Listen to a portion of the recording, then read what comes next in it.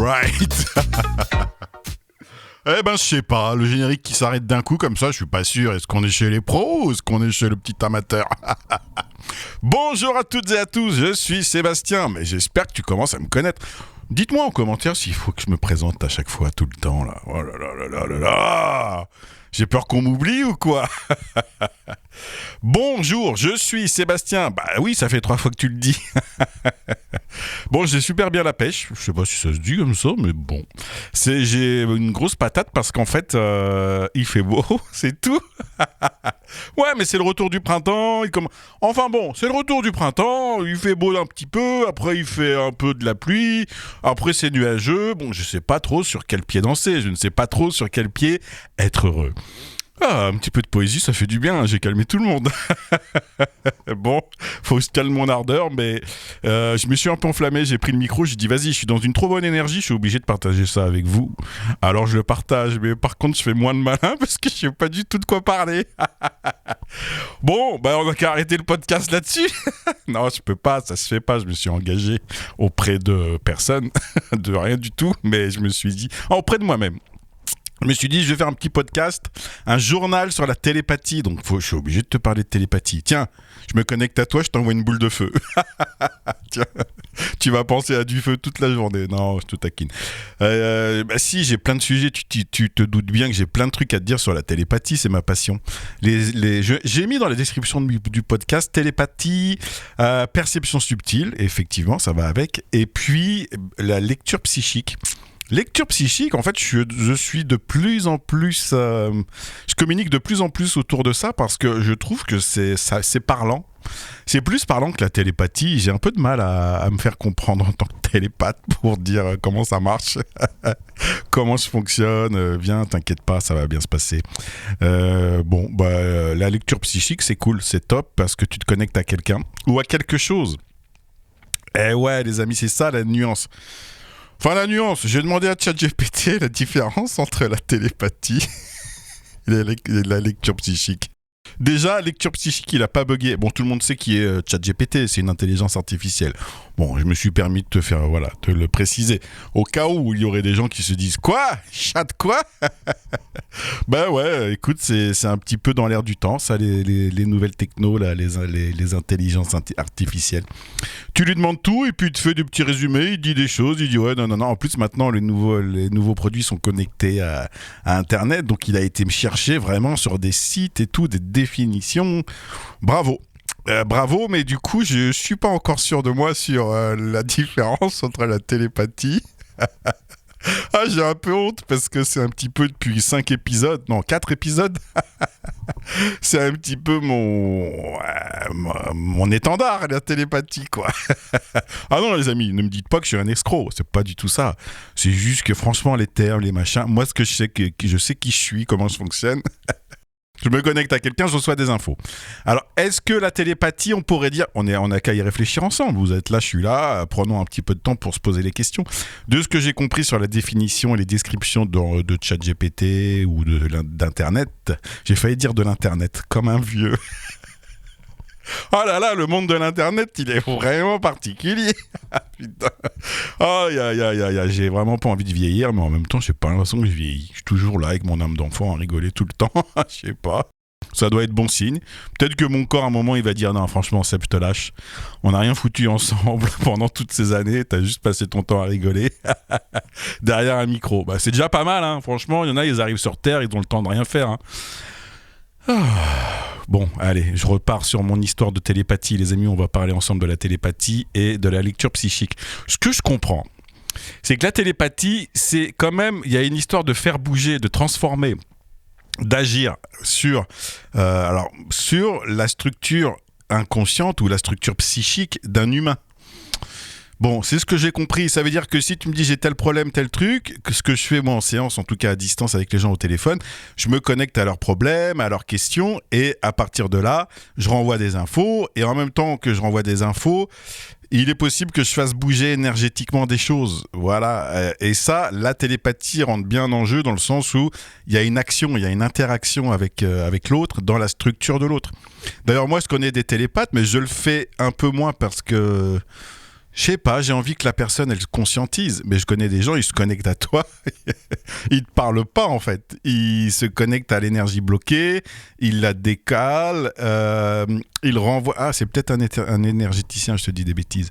Bon, ok, je suis pas très au point exactement, en fait. Je suis désolé, ça fait un petit peu amateur, mais je trouve que de toute façon, ces univers-là, il y a tellement de choses à redéfinir. Bah, j'ai qu'à faire partie de la team qui décide de tout redéfinir. Bien sûr, s'il y a des télépathes, lecteurs psychiques de Bac+5 qui ont un doctorat, une thèse là-dessus, n'hésitez pas à nous envoyer votre mémoire, vos 6000 pages sur la télépathie, les effets, les bienfaits, les machins, les nanas.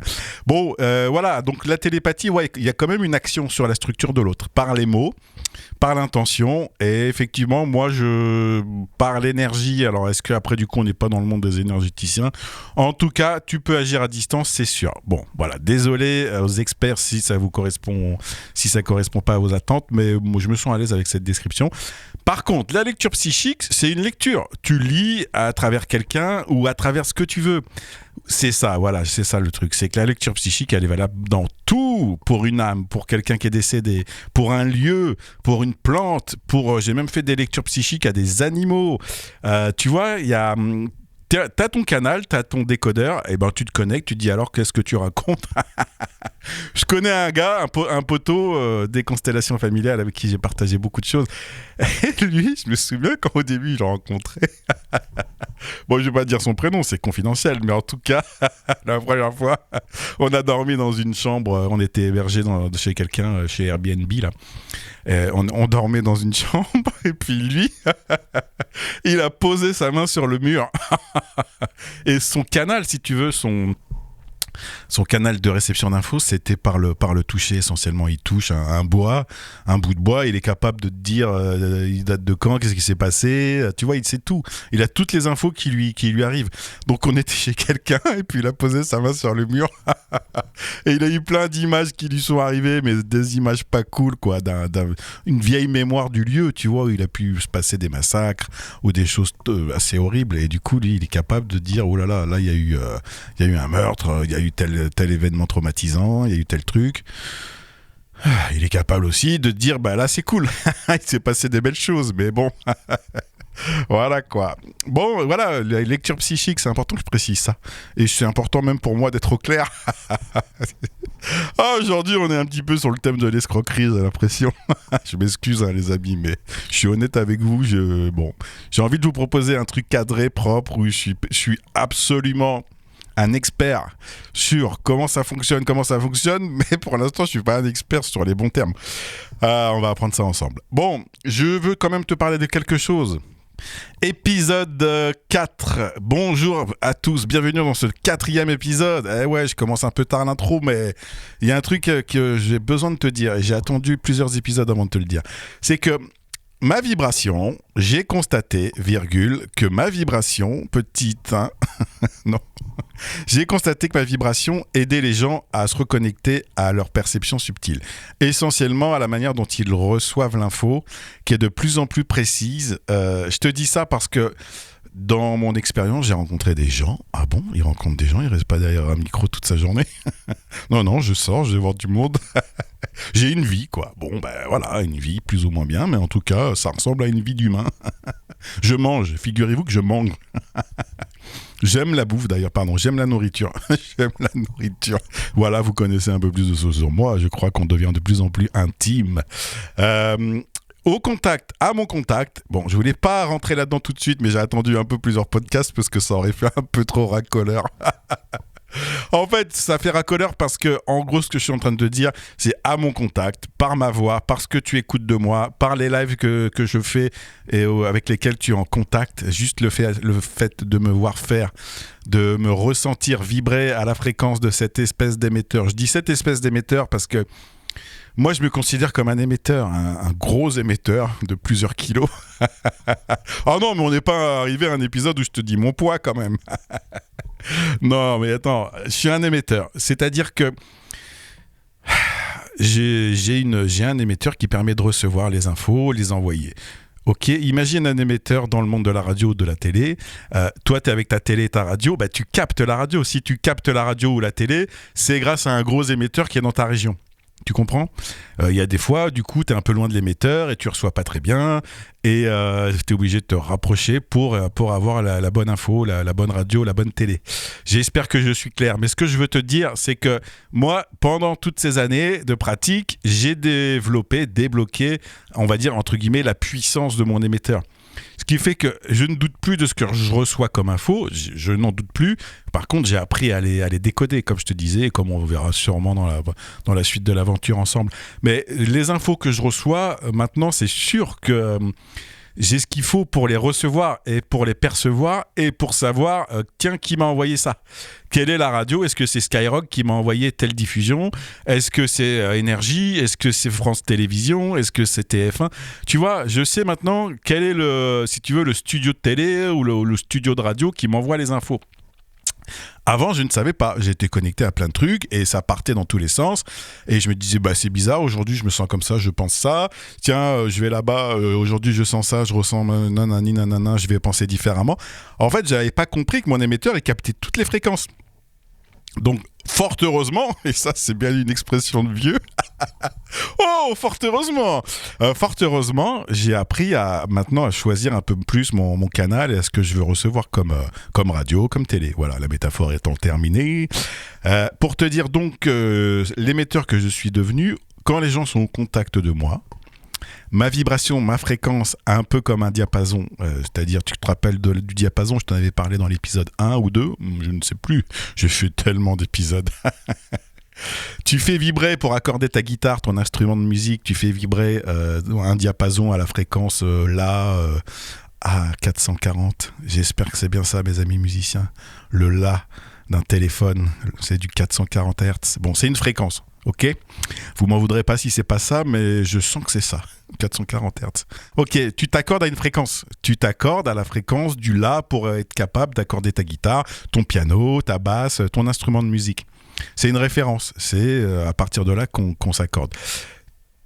Ouh, je suis parti un petit peu trop loin dans l'explication. Comment je vais faire ? Comment je vais pouvoir revenir sur mes pattes ? Mais comment va-t-il faire ? Il est parti un petit peu trop loin. Il s'est égaré et du coup, il a perdu le fil de sa pensée. C'est la première fois que ça arrive en 4 épisodes. Mais que va-t-il devenir ? Est-ce que c'est un moment où il est en pleine perdition, en plein doute ? Faut-il qu'il continue ses épisodes ? Faut-il qu'il continue son podcast ? Je ne sais pas. Si jamais il arrive à retrouver sa ligne directrice, son propos de départ, je m'abonne. Je décide volontairement, consciemment, de suivre Sébastien, Seb, alias Seb, le télépathe. Bon, oui, je reprends le fil, je suis un professionnel, là, je me suis un peu égaré. Je te fais croire que je m'étais égaré. Et non, je ne suis pas de mauvaise foi.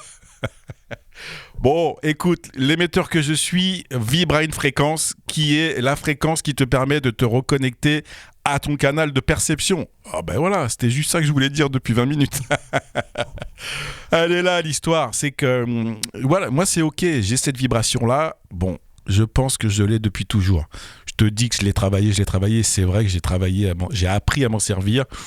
Mais je sens que c'est là depuis toujours. C'est juste, puis c'est aussi cette histoire d'hyper-empathie où je ressentais tout.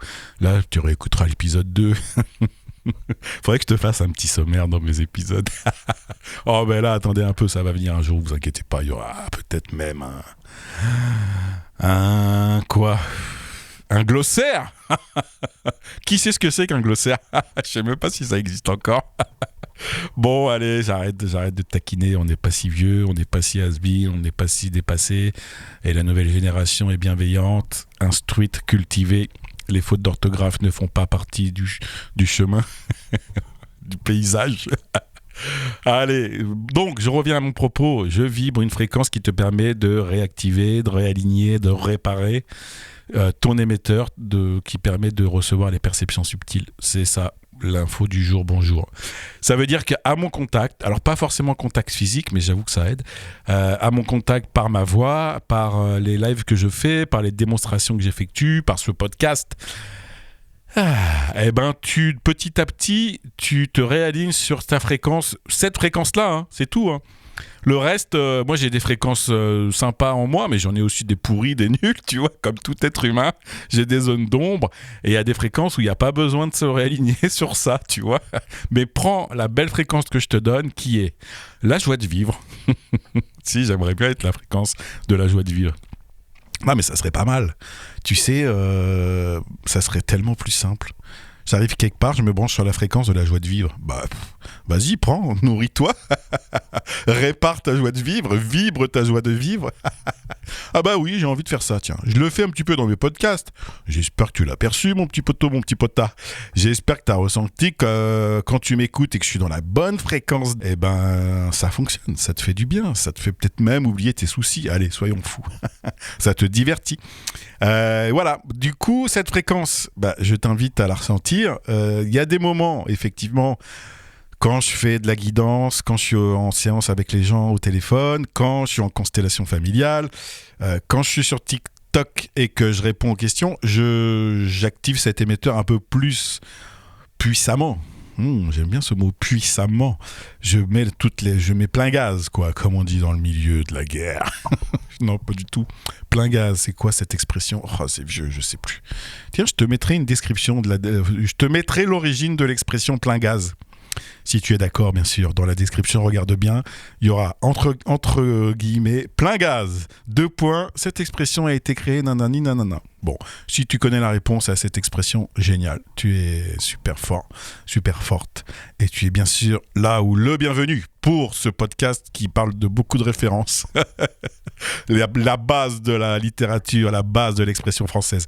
Bon, voilà, je termine là-dessus. Prends-le, alors ne le prends pas comme une arrogance de ma part en disant vas-y écoute-moi le plus souvent possible, comme ça je vais avoir des auditeurs supplémentaires, nanana, pas de dépendance, mais ressens quand même que depuis que tu m'écoutes, si jamais ça te parle, si jamais t'as tenu jusqu'à l'épisode 4, que tu t'es pas dit c'est quoi ce truc de farfelu, j'aime pas sa voix, j'aime pas ce mec, eh ben si t'es encore là, je te remercie pour pas du tout pour ta vigilance. J'allais dire pour ta vigilance. Le gars n'a pas confiance en lui, j'ai l'impression. Il doute beaucoup. Non, je te remercie pour ta patience, non plus. Je l'ai pas le mot. Pour ta sympathie naturelle, sûrement. Mais je te remercie surtout pour... Putain, je l'ai pas, quoi. C'est quoi ce mot? Ton engagement.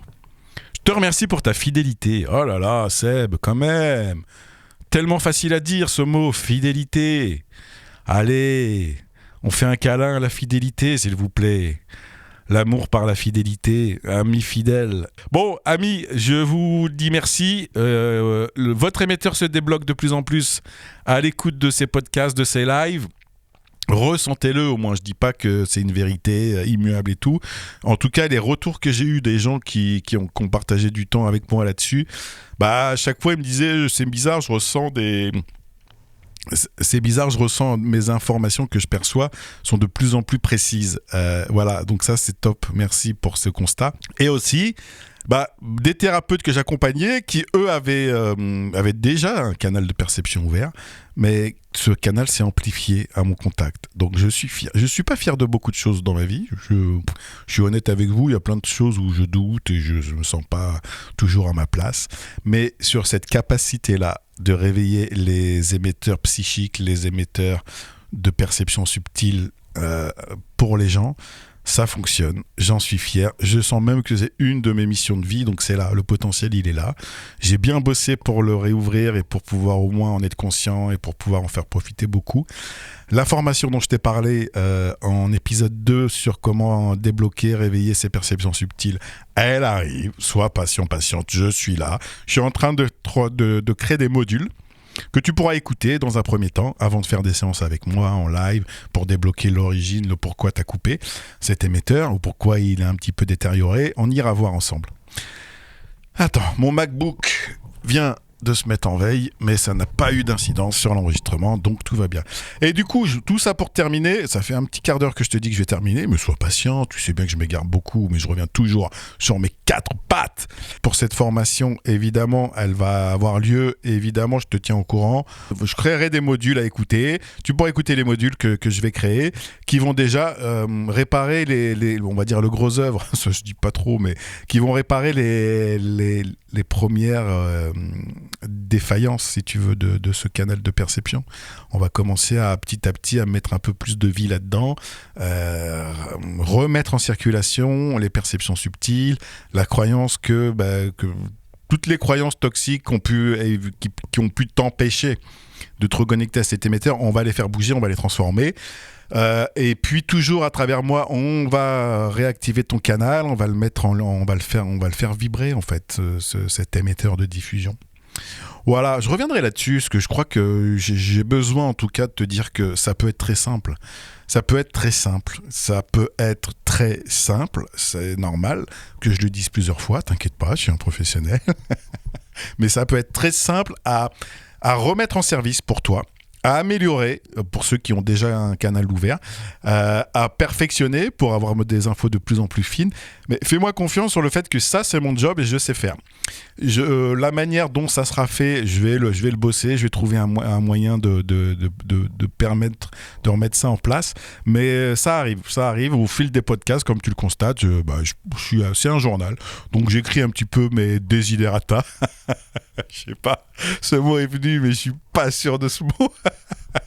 Allez, on le garde au montage, on le coupe pas. De toute façon, c'est que du live, c'est de la spontanéité.